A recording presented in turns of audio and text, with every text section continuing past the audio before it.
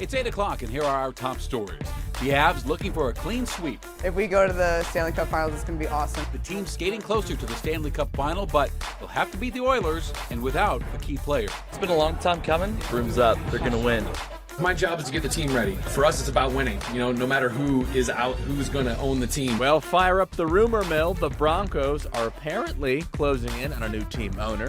Thankfully, though, we have one of the best in the biz, so our Broncos insider, Troy Rank, sets things straight on who could be taking the reins. Plus, the city of Denver looking to build up affordable housing, and developers could be the ones forced to pay. I just feel that it should be some equality to where everybody has the means to be able to live comfortably and safely. Good evening. Thanks for watching Denver 7 News on Local 3 tonight. I'm Shannon Ogden. I'm Danny New. We begin tonight in Canada, specifically the city of Edmonton, where the Avs are just one win away from the Stanley Cup Final. Now, first, though, they have to beat the Oilers tonight in Game 4 of this best-of-7 series in the Western Conference Finals. Denver 7's Russell Haythorne is live at a big watch party in Ball Arena. The game's in Canada, but there's a big crowd in Denver tonight, Russ. Yeah, huge crowd, Shannon. I would say a sellout on the lower level and on club level, and then they dropped the curtains on the third level, so you can't sit up there.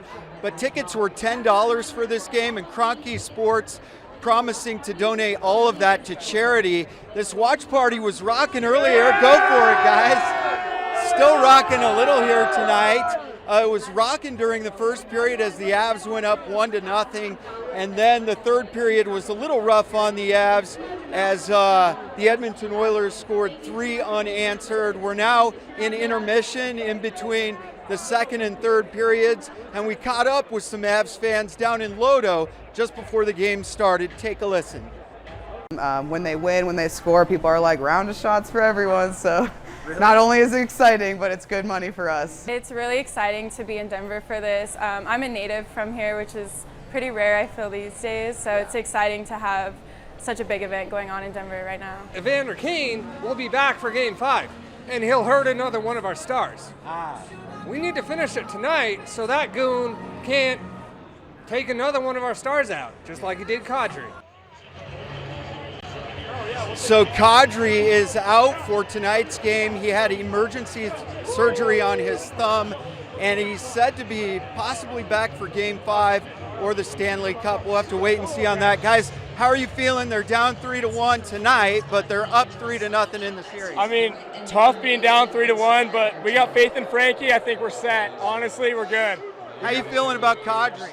Oh, I'm so bummed about it, but our team has so much depth. We got McCarr, McKinnon, Landeskog, Comfort. We're set. I'm not stressed. Where are you guys from? From Littleton, Colorado. Shout out to Littleton. Yes, sir. Yes, sir. Say go Avs. Go Avs! All right, guys, thanks so much. So yeah, quite the watch party here at Ball Arena. We'll continue to monitor things throughout the third period. For now, I'm Russell Haythorne live. We'll send it back to you guys. Thank you very much, Russell. We appreciate that. And you kind of mentioned it there a little bit. One benefit of the Avs pulling off the sweep tonight, should they do it, is that they can buy some time for Nazem Kadri, who was injured last game. And there have been reports, like he mentioned, out of Canada that he had thumb surgery today. The team has not said it yet, but there's been reports of it. So if there's any glimmer of hope for him coming back for a theoretical Stanley Cup Final appearance, a sweep would definitely help, especially with the Rangers and Lightning series looking like it could go 6 or 7 games. So he would have time to rest theoretically. We'll have more on that injury and the game coming up at Denver 7 Sports in about 20 minutes. Well, the Broncos seem to be getting closer to selecting a new owner. The deadline for the second round of bids was this afternoon. Denver 7 Broncos insider Troy Rank explains who the likely winner will be and when we can know for sure. The Broncos remain on the auction block, and the second round of bids came in this afternoon, and they are believed to be getting closer to a conclusion. Rob Walton of the Walmart money is considered the favorite. His bid could be upwards of $4.5 billion. Talking to a source, they just shook their head at that figure. There are others still involved: Josh Harris, the owner of the Sixers and Devils, Jose Feliciano, and Matt Ishbia. But Walton remains the clear frontrunner. The bidders have all toured UC Health Training Center and the stadium in recent weeks, met with executives, and met with Coach Hackett. Hackett told us today, whoever wins the bid, this franchise will be in good hands. After talking with everybody, I think they all have an amazing passion and want to be part of this league, and they want to be part of a team. And I think that's something that's really beautiful. You know, they want to come to win, and they want to do something great here. And so whoever it is, I think we're going to be very grateful. At the current pace of the process, a source told me they expect a new owner could be in place this month and certainly by the opening of training camp. If Walton wins the bid, he would be the richest owner in NFL history. Reporting from UC Health Training Center, Troy Rank, Denver 7. Thank you very much, Troy. Now, late last night in Aurora, a man was shot while in a parking lot along I-225 in Florida. Police say it began as an argument at an apartment complex. The victim has minor injuries, and police are still looking for the person who shot him. Also, a 20-year-old driver has turned himself into police after hitting a man and fleeing the scene along South Broadway this past weekend. The hit and run happened Saturday, specifically near East Quincy and Englewood. Officers say Edwin Solano was the driver who hit the victim and killed him, 53-year-old John Lucero Jr. 2 other women were in the car and were also seriously hurt in the crash. Solano fled the scene, and yesterday he was arrested by police. A man in Boulder County tonight facing manslaughter charges after allegedly selling fentanyl pills to a person who died of an overdose. 25-year-old Terrell Lucero also facing charges of possession and possession with intent to distribute. Lucero was arrested in May and has bonded out. His preliminary hearing is set for later this month. Now, looking ahead, CDC researchers say drug overdose rates are up in every age group, but rising fastest among some of our nation's youngest adults. And the DEA warns this will just get more common.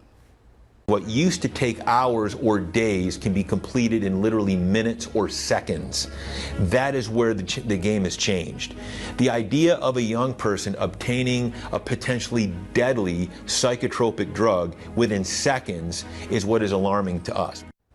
We speak with the DEA agent at Denver's office about what he is seeing and what parents need to look out for to keep their children protected. We'll have that story in our second half hour.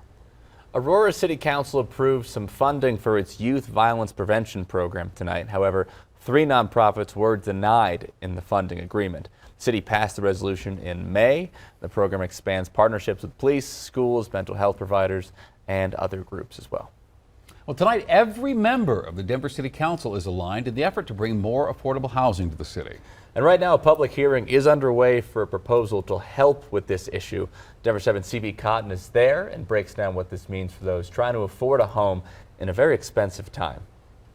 Danny Shannon, right now we're in City Council chambers where people are sharing their thoughts on a proposal that would require developers who are building residential properties of 10 units or more to put up affordable housing apartments and condos at the same time they're putting up market rate properties. The city has been calling this the Expanding Housing Affordability Proposal, and it requires builders to build more affordable units with any new construction or pay a fee to offset construction of affordable units somewhere else. And builders in more expensive areas, hear this, like downtown or Cherry Creek, they would be required to build even more of these affordable units or pay higher fees than builders in lower costing areas. And across the board, all builders will have to make sure their affordable units are priced to fit the budget of a tenant or buyer below the area's median income. That median income currently $94,000 according to the city. Some advocates for affordable housing say these changes are long overdue. Meanwhile, others say this proposal won't do anything to help Denver's unhoused community.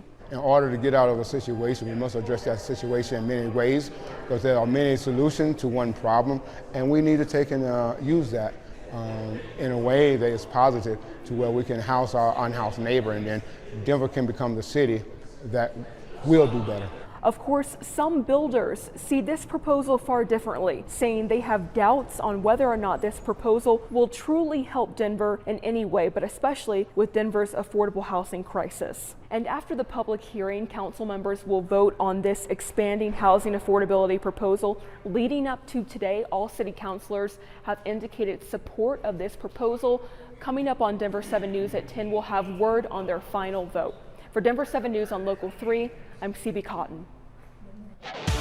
That's some big storms on the plains so far earlier today. I'll let you know if tomorrow will be a repeat performance. Ballots are in the mail, but all eyes are on one group in particular that could sway this year's primaries. We don't really know yet how far unaffiliated voters can move the needle. The change coming to Colorado's elections that could shape up who makes it to November. If you are a candidate, you ignore unaffiliated voters at your own peril. And a father and son bonding while they rock climb together. You must have ginormous muscles. Can we see them? Yeah, show them. Meet the dynamic duo proving it's never too soon to get active outside. How good are you in the monkey bars? He can do a lot of pull-ups. More pull-ups than me.